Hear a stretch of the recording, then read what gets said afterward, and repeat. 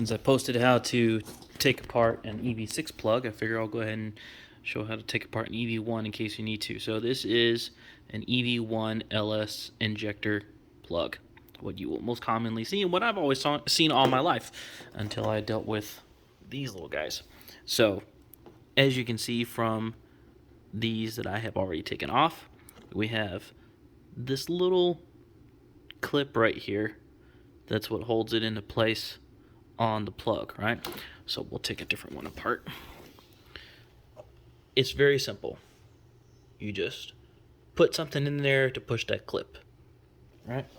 So let's see, we can either use a pick. Where'd my pick go? Let's see if this is small enough.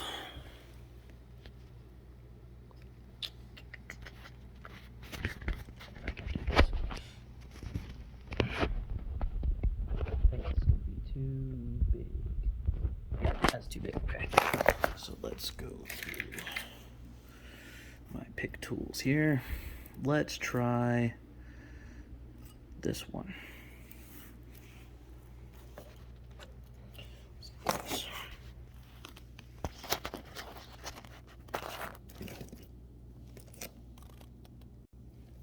So I'm putting it in this space up here, right? I'm going to push down on that clip until it releases. If this pick will work, which it doesn't seem to be. Can I do both at the same time?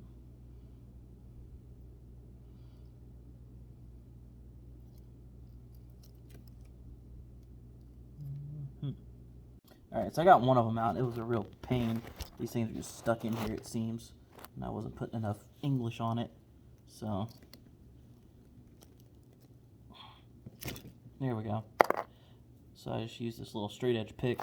But, as you can see, they're torn up a bit. So yeah, you just have to press those tabs in, and then it comes out of the plug. Just stick it right up there in that smaller area. And there you go.